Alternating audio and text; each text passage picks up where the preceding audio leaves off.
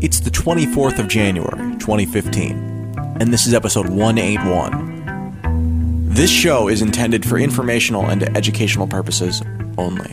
What cryptocurrency enables is new, empowering, and exciting, but we're not experts, just obsessed companions walking the road towards a more peer-to-peer future.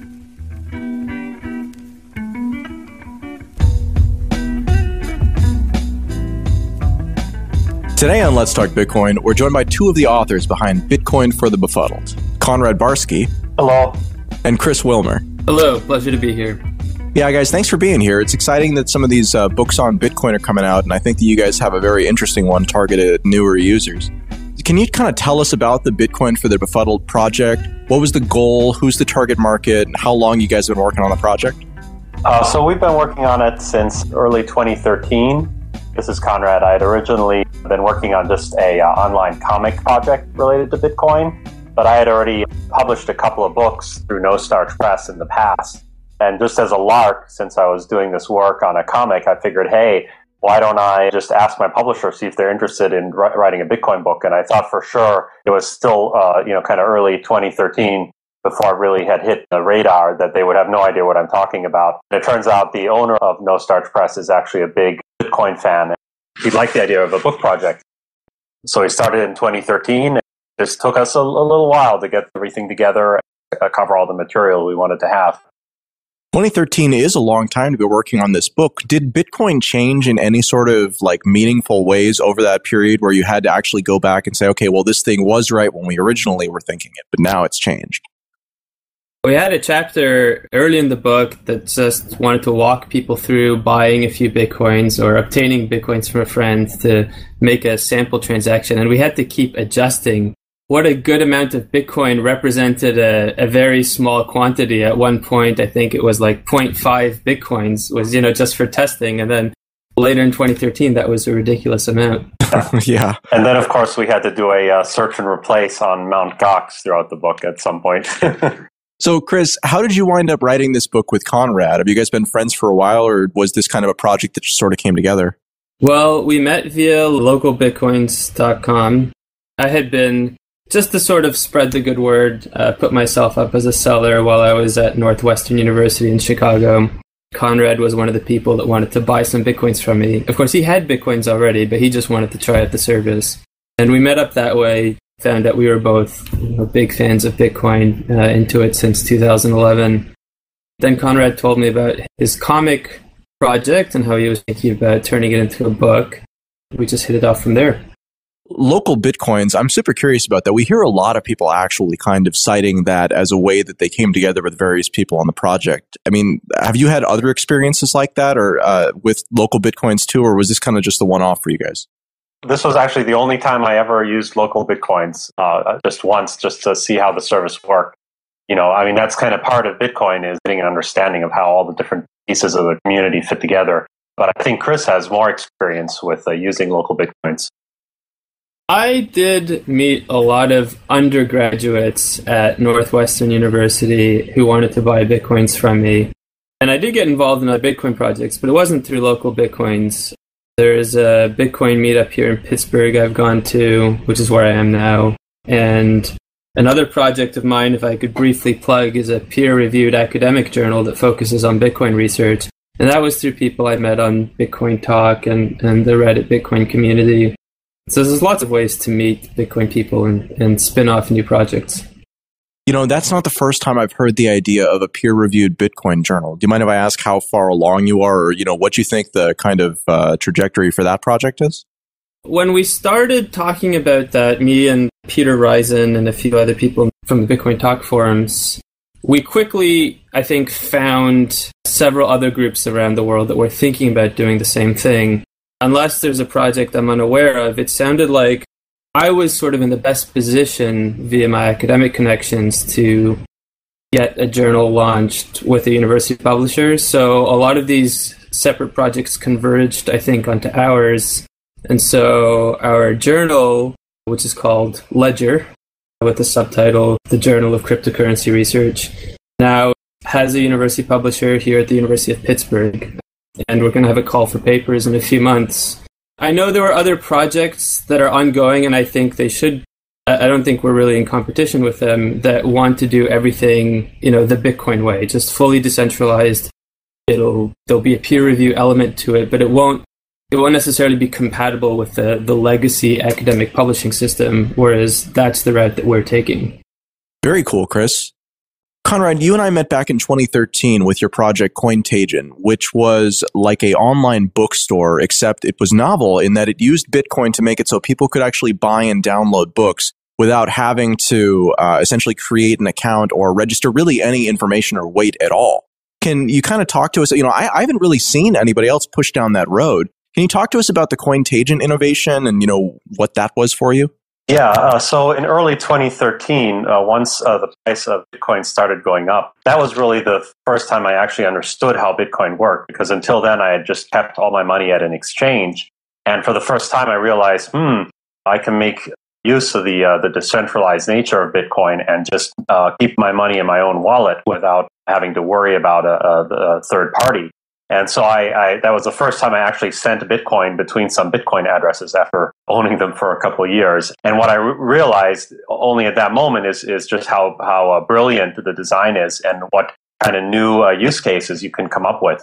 And in particular, I was fascinated by the idea that you can basically just create millions of bank accounts independently from everybody else and use them to store money in them.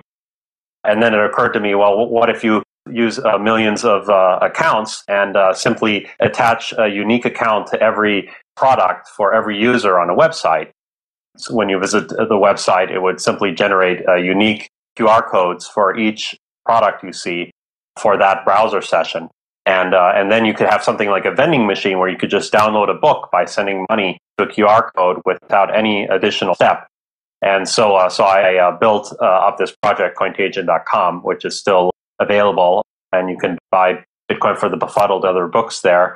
That was where I first started to get into the programming aspect of Bitcoin. I started to understand more about the underlying architecture. Yeah, I'm looking at Cointagion right now, and I see Bitcoin for the Befuddled in the upper left slot at 0.068 Bitcoin for an instant download. And the way that works is that there's a QR code up there for each different item. Another item is Blender Masterclass book, unofficial Lego Technic Builder's Guide, each with its own price and its own address. And if you send to that address, then in your browser immediately upon not a confirmation, but on seeing the broadcast, it starts downloading whatever the book is in your browser. And one of the interesting things about it is that so much of the time online we're used to dealing with licenses. You aren't actually buying a copy of that MP3. You're buying a license to that MP3. So on the one hand, it means that you don't actually own that particular copy, but it means that if you need to get another copy, because say you lose this first copy, you might be able to do that. Whereas with this system, it's really, like you said, much more like a vending machine. You have the interaction. At the end of the interaction, everybody has what they wanted, and it's pretty much over. It really is kind of cool how you can just attach a server to listen to the fire hose of all Bitcoin transactions that are being broadcast in the world, and then pick out the ones that are relevant to you and have something happen in response. And I just think that's really neat.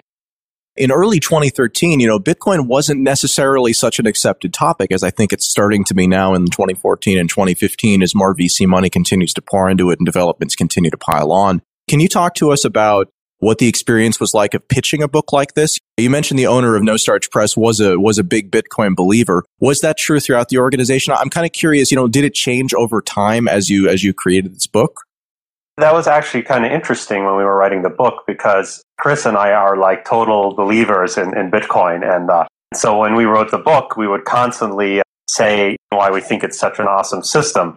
And our editors, who were not really so much into cryptocurrencies, thought that it was a little too much of a cheerleader type of approach. We should be a bit more balanced.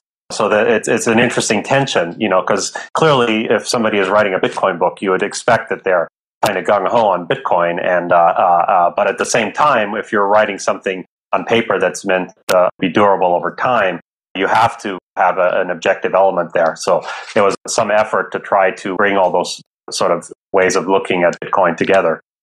It seems like there's kind of a natural tension there because, again, most of the people who are the most knowledgeable about it really do approach it from kind of a hobbyist view, which to be a hobbyist, you need to be passionate about it. So yeah, I can totally see that.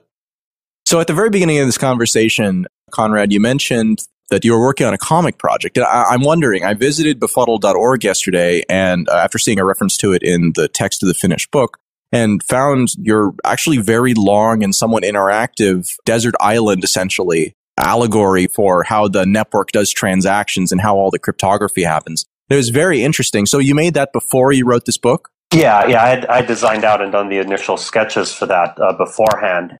The basic idea behind the comic was, what if you had a shipwreck and you ended up with lots of cryptographers stranded on islands, and all they could do is send messages to each other with birds? If you had that type of environment, how would you, if somebody sent you a message with a bird saying, I just sent you 2 Bitcoins, how do you know that that's true? And in fact, in some way, that's analogous to what the Bitcoin system has to solve. In this comic tale, I kind of put together a crazy system for handling blocks and ledgers and transactions and establishing trust between accounts. To me, that was one way of looking at getting some understanding of how Bitcoin works. And that's kind of what we tried to do with this book, is the book has kind of an almanac style. We cover sort of lots of topics in lots of different ways, and we kind of try to triangulate to help you to get an understanding. So we explain how the blockchain works in several different ways, both with the Byzantine generals problem and also some other approaches, so that somebody who's not necessarily a technologist can get a feel for what the appeal of the system is without understanding all the underlying details. So we're going to read a selection from the book right after this. This is a little bit of a shorter interview than we generally do, because I'd like to kind of get a taste of the narrative and the type of information that you've put together. So if somebody's interested in buying Bitcoin for the Befuddled, what formats is it available in? Ebook, hardback book? Do you have an audiobook version? And where are the places to go to get that? Well, you can certainly get it through the nostarchpress.com site. You can get it through the O'Reilly Publishers site. You can get it through Amazon.com. And also, if you want to buy it with Bitcoin, through Cointagion.com. And we have all the major Audible audio formats, PDF, Mobi, and EPUB, and of course, a paperback version. Now, personally, I would recommend the paperback just because it is filled with comics, including an internal color comic section. So you would benefit from having the paperback version.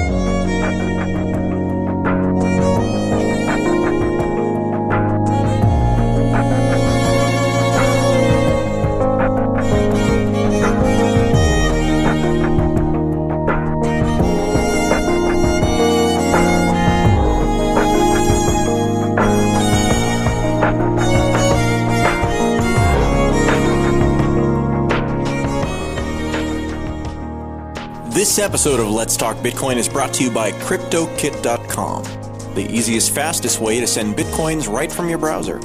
That's KryptoKit.com if you'd like to learn more. Today's magic word is Crowley. That's Crowley. Crowley. You've got until the 28th of January to visit letstalkbitcoin.com or the Let's Talk Bitcoin iOS application to enter it for your share of the listener rewards. Today's episode, in addition to being sponsored by CryptoKit, received support from the BitShares Play project, which I took some time this morning to look into. If you're an LTB listener, you probably are familiar with BitShares. Play is a project built with its own blockchain using the BitShares toolkit.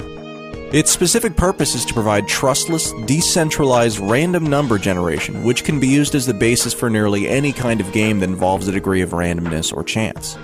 The Play white paper says plainly, quote, "For clarity, BTS Play itself does not contain any built-in games. All the games associated with or supported by will be developed by third-party services," end quote. So the goal of the chain is to provide essentially decentralized, provable randomness on demand for those who want to use it for games. Those who want to use this for their own game can create a game token on the Play blockchain, which can trade against all other game tokens and always against the platform token called PLS. The project is deep. If this is your cup of tea, you can learn more at dacx.com/play and click the EN for English language button to switch to the English language page. They have a token sale going on that ends on February 2nd, 2015. You can read all about it towards the bottom of the DACX/play page if you're looking for that sort of thing.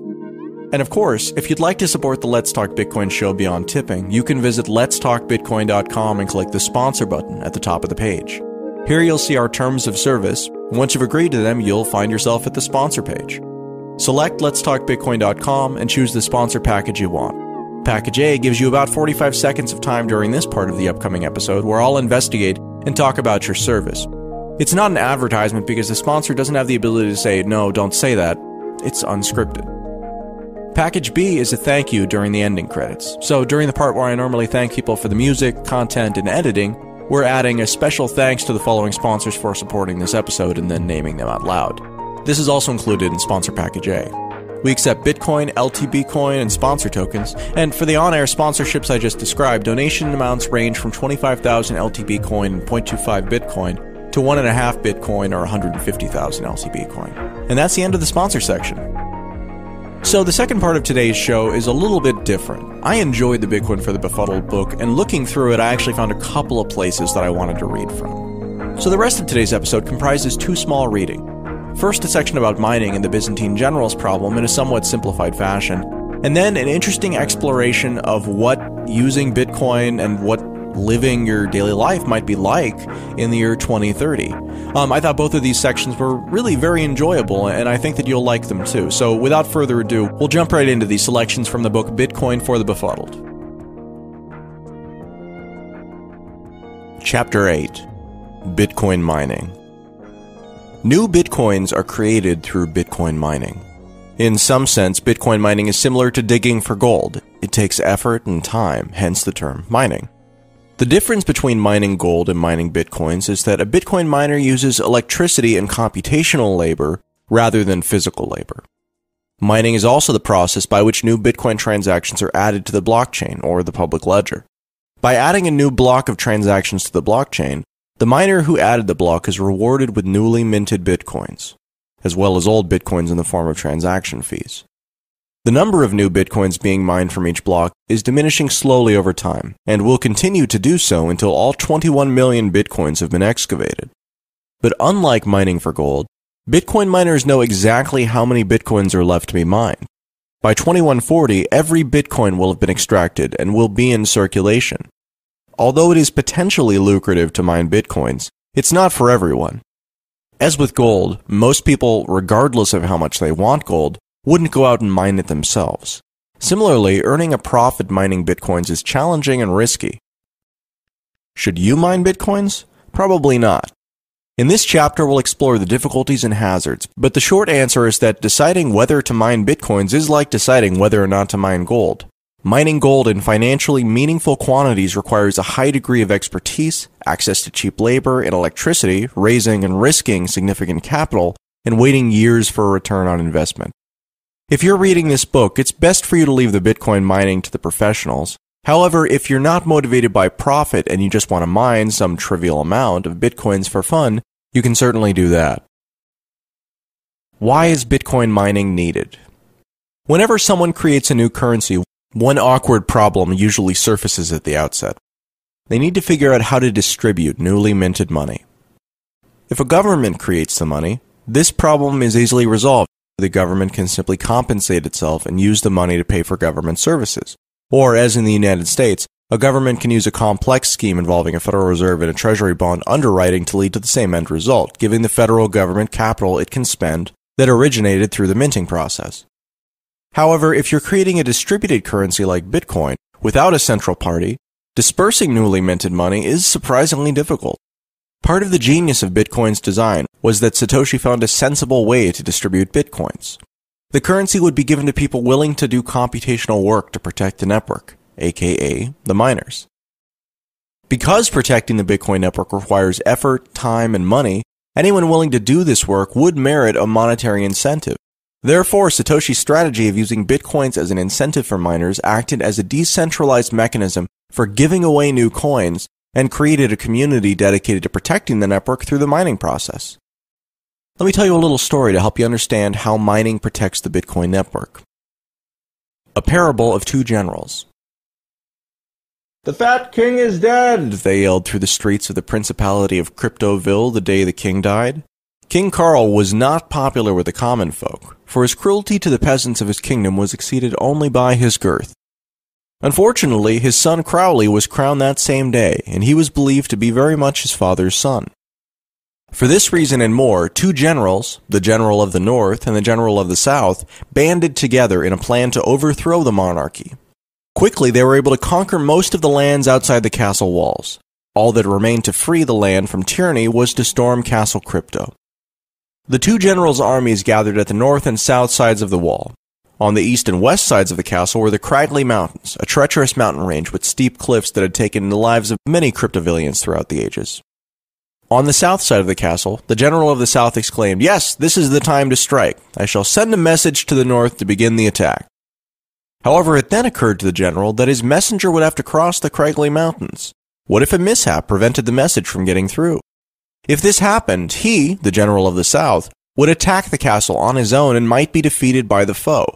So the general of the south revised his plan. "I will send a message to the north to attack, and will ask the general of the north to send a confirming reply indicating that he received my message." When the general of the north received the message, he declared, "Splendid! Surely we will be victorious. I shall send the confirmation to the south. Oh, but just to be sure, I'll ask the general of the south to return a message so I know he received my confirmation. I definitely wouldn't want to attack the castle on my own." After receiving the confirmation, the general of the south asserted, "Great, we're almost ready. Now all I need to do is wait for the north to send a confirmation that the general received the confirmation of my confirmation. Victory shall be ours as soon as I get my answer, maybe sometime tomorrow." That night, King Crowley's henchmen snuck into the north and south camps and assassinated both generals as they slept. Applying the parable to Bitcoin. In the story of the two generals, two parties needed to achieve a consensus on a plan. However, their mode of communication was based on unreliable methods, the messengers who had crossed the perilous mountains. As a result, their naive attempt to attain this consensus created an infinite loop of confirmation for confirmation that led to their doom. Could the generals have used another strategy to coordinate their attack? The parable is based on an old math problem that was studied long before the existence of Bitcoin. The short answer to the question is that the generals would never be 100% certain that the other general had agreed to participate in the attack, and this can be proven mathematically. A more generalized version of this puzzle, called the Byzantine generals problem, is the same as the preceding parable, except more is at play than just two generals. With this generalized version of the puzzle, with more than two armies, we can posit not only that the messages are unreliable, but also that one or both generals may be in cahoots with King Crowley, sending misleading messages to the other generals. This is precisely the problem a decentralized cryptocurrency needs to solve to determine which Bitcoin transactions sent across the network are valid. That is, if two conflicting transactions are sent via the network and involve the same coins, which of those transactions should take precedence? In fact, Bitcoin offers a probabilistic solution to the Byzantine generals' problem. In essence, the generals need to mine blocks that require significant computational resources to solve. In those blocks, they state the exact time the attack should occur. Also, as soon as a general finds out that another block has been completed, that general should cease his efforts to create a new standalone block. Instead, each general should simply create a block containing the message, quote, "I confirm that I agree with the time in the block by General ABC," end quote. Then other generals should create their block to link to this block and include the message, "I confirm with the confirmation of General XYZ of the time by General ABC." By continuing this process indefinitely, these blocks will form a blockchain, adding weight to the time suggested in the initial block, a genesis block. This exact blockchain strategy was described by Satoshi soon after he created Bitcoin. However, a couple of open questions remain about this algorithm's description. Aren't we back to square one, piling confirmations on top of confirmations ad infinitum? Surprisingly, the answer is no. Because of the computational effort involved in creating blocks, every new block generated as a confirmation of a previous block provides statistical information about the total computational power possessed by the entire population of generals. Consequently, when a given genesis block has approximately 6 more confirmations amassed on it than any other genesis block, the result is almost, but not quite, absolute certainty that the majority of generals are in agreement with the suggested attack time. However, because this is a probabilistic solution, certainty will always be a bit less than 100%, which is why the original two generals problem is still considered unsolved in a purely theoretical sense. But with Satoshi's approach, certainty can be arbitrarily close to 100%. This approach of using proof of work and a blockchain to coordinate the attack of generals still has a subtle flaw. A general who is lazy could cheat the network by never using her computer to mine blocks.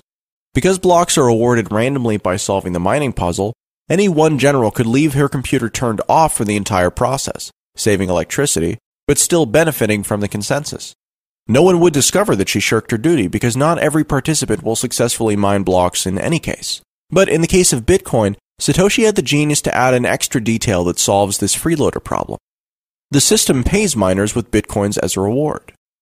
By paying a handsome reward, the Bitcoin network maintains an adequate number of miners at all time.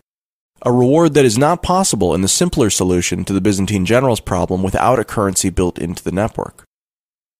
The second part of today's reading from Bitcoin for the Befuddled comes in the last chapter, actually. This is a really interesting chapter because it's where the authors envision essentially what Bitcoin will look like in 2030. And they have a bunch of disclaimers at the front that I'm not going to spend the time to read, but I just want to start from a day in the life of a Bitcoiner in 2030.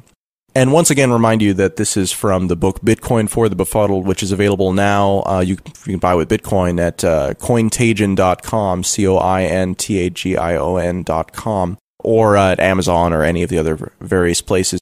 And I definitely do recommend that you get a version where you can appreciate the pictures. I have my primary copy on a Kindle Paperwhite, and you can't really appreciate some of the comics, but there's a lot of images in this, and it's pretty good, actually. So anyways, a day in the life of a Bitcoiner in 2030. Let's follow Crowley as his day unfolds. It all starts when Crowley wakes up in the morning. Crowley wears his sleep-optimizing bracelet at night, which uploads his pre-waking vital signs anonymously to the internet. Using this information, machine learning systems across the world use Bitcoins to bid on the time Crowley's alarm clock should go off, given his physical condition and sleep/wake cycle. The winning bid is the one that lets Crowley sleep the longest. Because Crowley likes to take long hot showers in the morning, he used to run out of hot water. But recently, a resident in his apartment building installed an industrial-grade hot water heater and is now selling hot water to other tenants to help with the cost. A chip in Crowley's hot water faucet automatically dispenses Bitcoin directly to a chip in the hot water heater. As Crowley turns the shower knob clockwise, more Bitcoins are dispensed and more hot water streams from the showerhead. As Crowley leaves his house, he beams a few Satoshis from his wristwatch to one of the robotic lawnmowers mowing his lawn. A lawnmower repair shop down the street builds these mowers and provides them for free. Each lawnmower collects its own earnings and uses the Bitcoin to pay programmers on the internet to improve its AI algorithm so that it can earn more.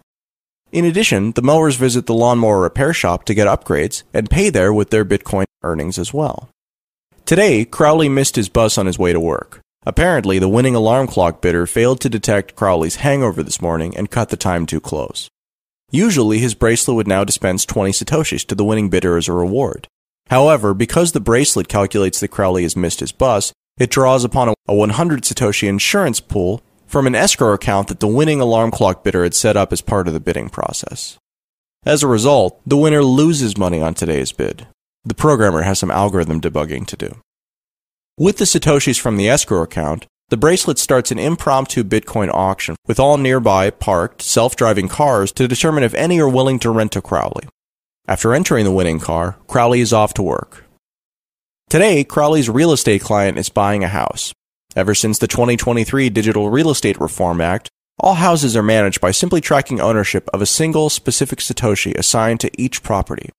This Satoshi acts as a colored coin, much like a title search in 2014. In effect, if the Satoshi is handed to another person, the new person is assigned legal ownership of the property. In 2030, Crowley just asks his Bitcoin wallet to do a title search by tracking the ownership of the Satoshi linked to the house throughout the blockchain. Not only is this the equivalent of an exhaustive title search and guaranteed to be 100% accurate, but his wallet software does this search instantaneously and for free. To complete the sale of the house, the buyer and seller simply enter a multi-signature transaction. In a single transaction, the buyer sends 150 microbits of Bitcoin, the cost of the house, to the seller's address, and the seller sends the single-colored Satoshi to the buyer. By using a single transaction, no sale can happen until both parties have signed the transaction with their private key.